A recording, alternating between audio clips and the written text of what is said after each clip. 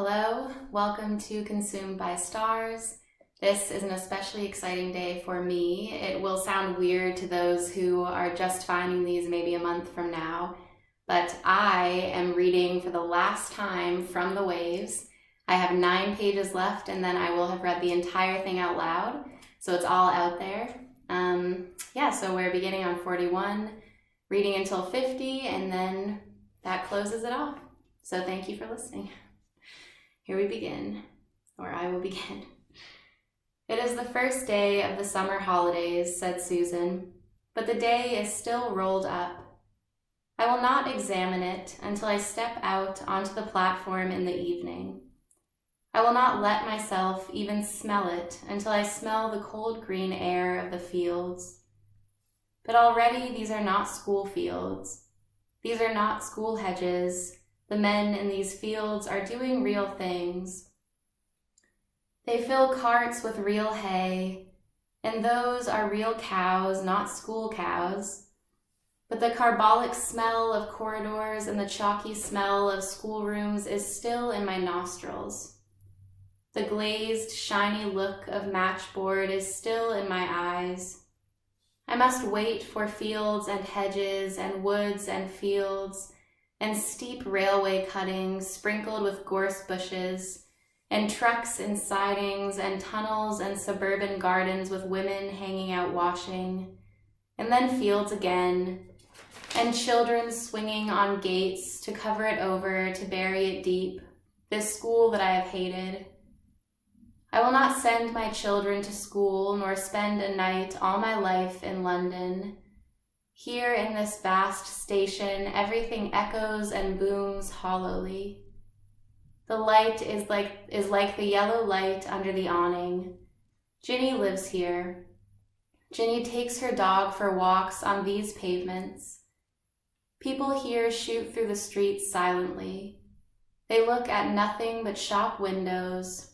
Their heads bob up and down, all at about the same height. The streets are laced together with telegraph wires. The houses are all glass, all festoons and glitter. Now all front doors and lace curtains, all pillars and white steps. But now I pass on out of London again. The fields begin again, and the houses and women hanging washing, and trees and fields. London is now veiled, now vanished, now crumbled, now fallen. The carbolic and the pitch pine begin to lose their savor. I smell corn and turnips. I undo a paper packet tied with a piece of white cotton. The eggshells slide into the cleft between my knees. Now we stop at station after station, rolling out milk cans. Now women kiss each other and help with baskets. Now I will let myself lean out of the window. The air rushes down my nose and throat, the cold air, the salt air with the smell of turnip fields in it. And there is my father, with his back turned, talking to a farmer. I tremble, I cry. There is my father in gaiters. There is my father. I sit snug in my own corner going north, said Ginny, in this roaring express which is yet so smooth that it flattens hedges, lengthens hills. We flash past signal boxes. We make the earth rock slightly from side to side. The distance closes forever in a point, and we forever open the distance wide again. The telegraph poles bob up incessantly. One is felled, another rises. Now we roar and swing into a tunnel. The gentleman pulls up the window. I see reflections on the shining glass which lines the tunnel. I see him lower his paper. He smiles at my reflection in the tunnel. My body instantly of its own accord puts forth a frill under his gaze. My body lives a life of its own. Now the black window glass is green again. We are out of the tunnel. He reads his paper. but we have exchanged the approval of our bodies. There is then a great society of bodies, and mine is introduced. Mine has come into the room where the gilt chairs are. Look, all the windows of the villas and their white tented curtains dance, and the men sitting in the hedges in the cornfields with knotted blue handkerchiefs are aware too, as I am aware, of heat and rapture. One waves as we pass him. There are bowers and arbors in these villa gardens, and young men in shirt sleeves on ladders trimming roses. A man on a horse canters over the field. His horse plunges as we pass, and the rider turns to look at us. We roar again through blackness, and I lie back. I give myself up to rapture. I think that at the end of the tunnel I enter a lamplit room with chairs, into one of which I sink, much admired, my dress billowing round me. But behold, looking up, I meet the eyes of a sour woman who suspects me of rapture. My body shuts in her face impertinently, like a parasol. I open my body, I shut my body at will. Life is beginning. I now break into my hoard of life. It is the first day of the summer holidays, said Rhoda. And now, as the train passes by these red rocks, by this blue sea, the term, done with, forms itself into one shape behind me. I see its color. June was white. I see the fields, white with daisies and white with dresses, and tennis courts marked with white. There was wind and violent thunder. There was a star riding through clouds one night, and I said to the star, "Consume me." That was a midsummer after the garden party, and my humiliation at the garden party. Wind and storm colored July. Also in the middle, cadaverous, awful, lay the gray puddle in the courtyard, when, holding an envelope in my hand, I carried a message. I came to the puddle. I could not cross it. Identity failed me. We are nothing, I said, and fell. I was blown like a feather. I was wafted down tunnels. Then, very gingerly, I pushed my foot across. I laid my hand against a brick wall. I returned very painfully, drawing myself back into my body over the gray, cadaverous space of the puddle. This is life, then, to which I am committed. So I detach the summer term with intermittent shocks. Sudden as the springs of a tiger, life emerges, heaving its dark crest from the sea. It is to this we are attached. It is to this we are bound as bodies to wild horses. And yet we have invented devices for filling up the crevices and disguising these fissures. Here is the ticket collector. Here are 2 men, 3 women. There is a cat in a basket, myself with my elbow on the windowsill. This is here and now. We draw on, we make off, through whispering fields of golden corn. Women in the fields are surprised to be left behind there, hoeing. The train now stamps heavily, breathes stertorously as it climbs up and up. At last we are on the top of the moor. Only a few wild sheep live here, a few shaggy ponies. Yet we are provided with every comfort, with tables to hold our newspapers, with rings to hold our tumblers. We come carrying these appliances with us over the top of the moor. Now we are on the summit. Silence will close behind us. If I look back over that bald head, I can see silence already closing and the shadows of clouds chasing each other over the empty moor. Silence closes over our transient passage. This, I say, is the present moment. This is the first day of the summer holidays. This is part of the emerging monster to whom we are attached. Now we are off. Oh, there was a break. Now we are off, said Louis. Now I hang suspended without attachments. We are nowhere. We are passing through England in a train. England slips by the window, always changing from hill to wood, from rivers and willows to towns again. And I have no firm ground to which I go. Bernard and Neville, Percival, Archie, Larpent and Baker go to Oxford or Cambridge, to Edinburgh, Rome, Paris, Berlin, or to some American university. I go vaguely, to make money vaguely. Therefore, a poignant shadow, a keen accent, falls on these golden bristles, on these poppy-red fields, this flowing corn that never overflows its boundaries, but runs rippling to the edge. This is the first day of a new life. And another spoke of the rising wheel, but my body passes vagrant as a bird's shadow. I should be transient as the shadow on the meadow, soon fading, soon darkening and dying, there where it meets the wood. Were it not that I coerce my brain to form in my forehead. I force myself to state, if only in one line of unwritten poetry, this moment, to mark this inch in the long, long history that began in Egypt, in the time of the pharaohs, when women carried red pitchers to the Nile.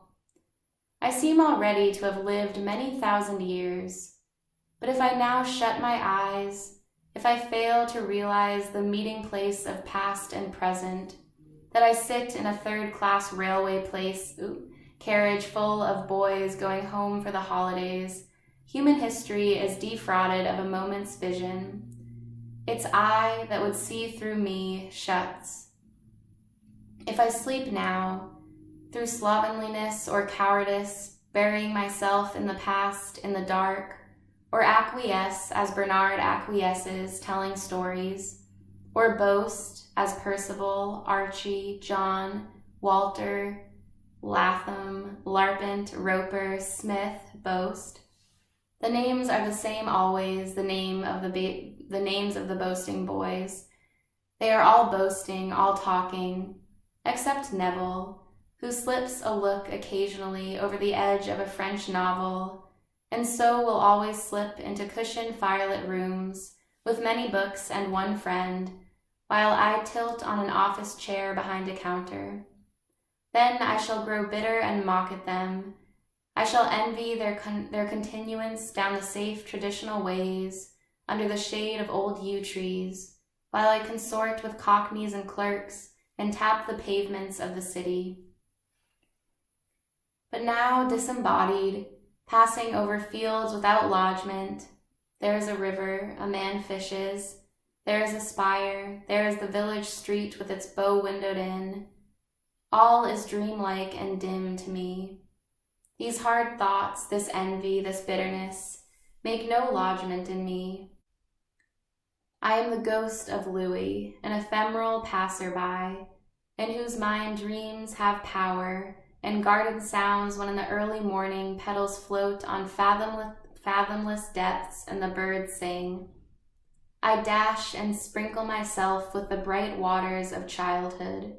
Its thin veil quivers, but the chained beast stamps and stamps on the shore. Louis and Neville, said Bernard.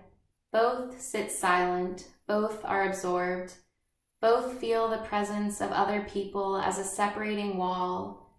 But if I find myself in company with other people, words at once make smoke rings.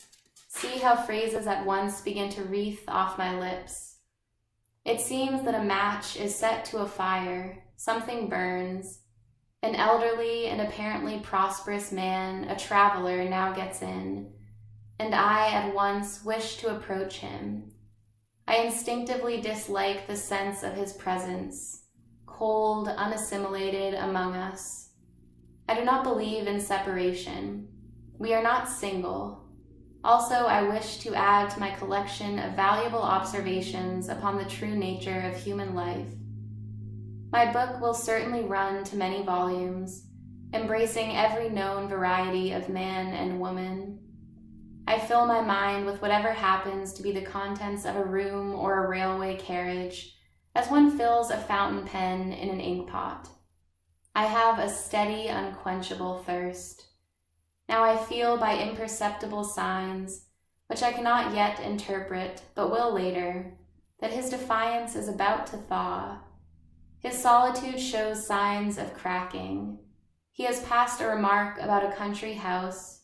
A smoke ring issues from my lips about crops, encircles him, bringing him into contact. The human voice has a disarming quality. We are not single, we are not one. As we exchange these few but amiable remarks about country houses, I furbish him up and make him concrete. He is indulgent as a husband but not faithful, a small builder who employs a few men. In local society he is important, is already a counselor, and perhaps in time will be mayor. He wears a large ornament, like a double tooth torn up by the roots made of coral, hanging at his watch chain. Walter J. Trumbull is the sort of name that would fit him. He has been in America on a business trip with his wife, and a double room in a smallish hotel cost him a whole month's wages. His front tooth is stocked with gold. The fact is that I have little aptitude for reflection. I require the concrete in everything. It is so only that I lay hands upon the world. A good phrase, however, seems to me to have an independent existence. Yet I think it is likely that the best are made in solitude. They require some final refrigeration which I cannot give them, dabbling always in warm, soluble words. My method, nevertheless, has certain advantages over theirs. Neville is repelled by the grossness of Trumbull. Louis, glancing, tripping with the high step of a disdainful crane, picks up words as if in sugar tongs. It is true that his eyes, wild, laughing, desperate, express something that we have not gauged. There is about both Neville and Louis a precision, an exactitude, that I admire and shall never possess. Now I begin to be aware that action is demanded. We approach a junction. At a junction I have to change. I have to board a train for Edinburgh. I cannot precisely lay fingers on this fact. It lodges loosely among my thoughts like a button, like a small coin. Here is the jolly old boy who collects tickets. I had one certainly, but it does not matter. Either I shall find it or I shall not find it. I examine my note case. I look in all my pockets. These are the things that forever interrupt the process upon which I am eternally engaged of finding some perfect phrase that fits this very moment exactly. Bernard has gone, said Neville, without a ticket. He has escaped us, making a phrase, waving his hand. He talked as easily to the horse breeder or to the plumber as to us. The plumber accepted him with devotion. If he had a son like that, he was thinking, he would manage to send him to Oxford. But what did Bernard feel for the plumber? Did he not only wish to continue the sequence of the story which he never stops telling himself? He began it when he rolled his bread into pellets as a child. One pellet was a man, one was a woman. We are all pellets. We are all phrases in Bernard's story, things he writes down in his notebook under A or under B. He tells our story with extraordinary understanding, except of what we feel most. For he does not need us. He is never at our mercy. There he is, waving his arms on the platform. The train has gone without him. He has missed his connection. He has lost his ticket, but that does not matter. He will talk to the barmaid about the nature of human destiny. We are off. He has forgotten us already. We pass out of his view, we go on, filled with lingering sensations, half bitter, half sweet. For he is somehow to be pitied, breasting the world with half-finished phrases, having lost his ticket. He is also to be loved.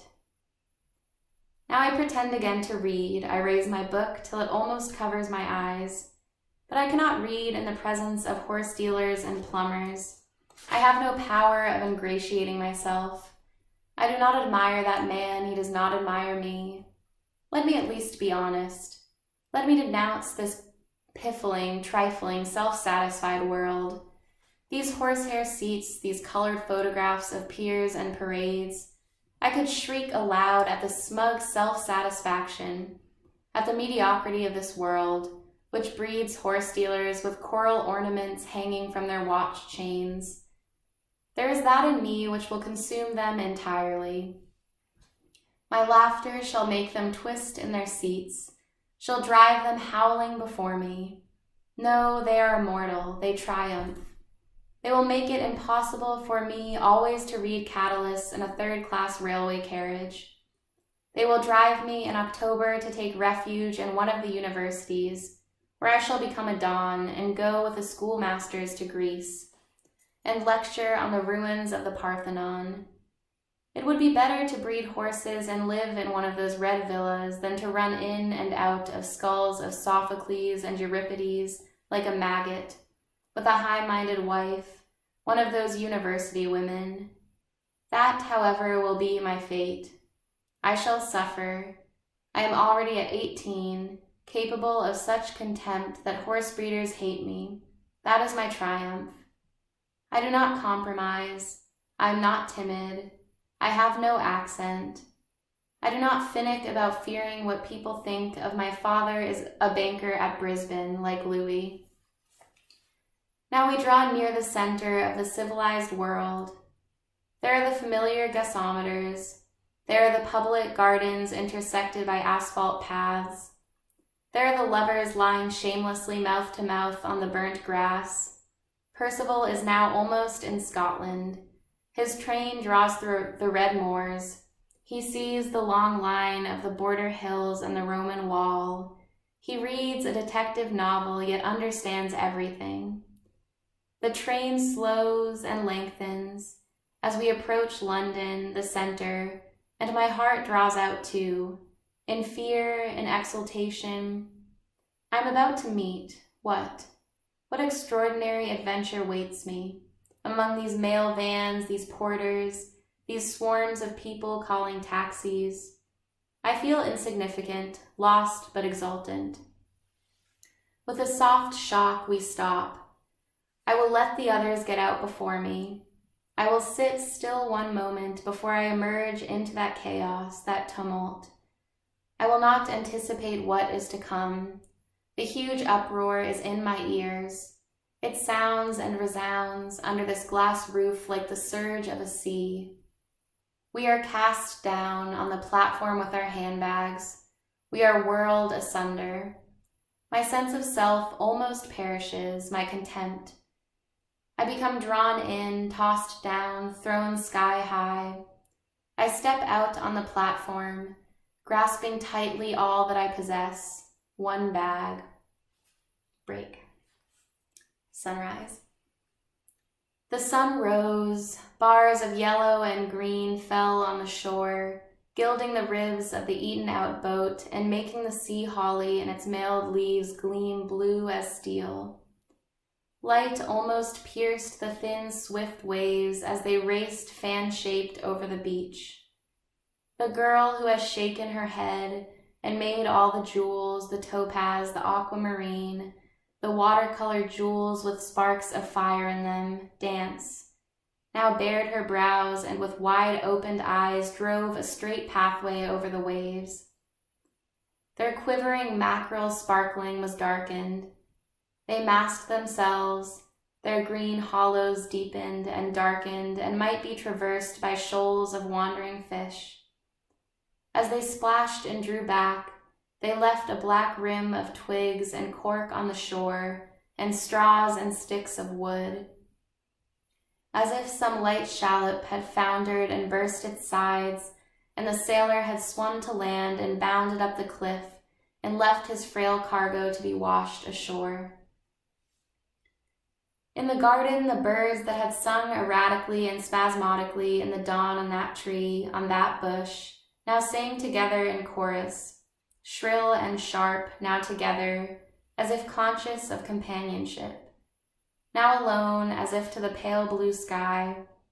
They swerved all in one flight, when the black cat moved among the bushes, when the cook threw cinders on the ash heap and startled them.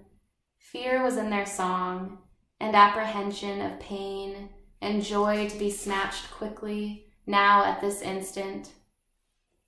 Also they sang emulously in the clear morning air, swerving high over the elm tree, singing together as they chased each other, escaping, pursuing, pecking each other as they turned high in the air. And then, tiring of pursuit and flight, lovelily they came descending, delicately declining, dropped down and sat silent on the tree on the wall, with their bright eyes glancing, and their heads turned this way, that way, aware, awake, intensely conscious of one thing, one object in particular. Perhaps it was a snail shell, rising in the grass like a gray cathedral, a swelling building burnt with dark rings and shadowed green by grass. Or perhaps they saw the splendor of the flowers making a light of flowing purple over the beds, through which dark tunnels of purple shade were driven between the stalks. Or they fixed their gaze on small bright apple leaves, dancing yet withheld, stiffly sparkling among the pink-tipped blossoms.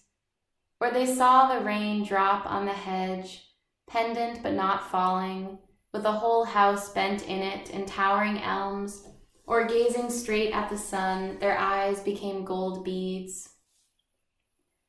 Now glancing this side, that side, they looked deeper, beneath the flowers, down the dark avenues into the unlit world, where the leaf rots and the flower has fallen.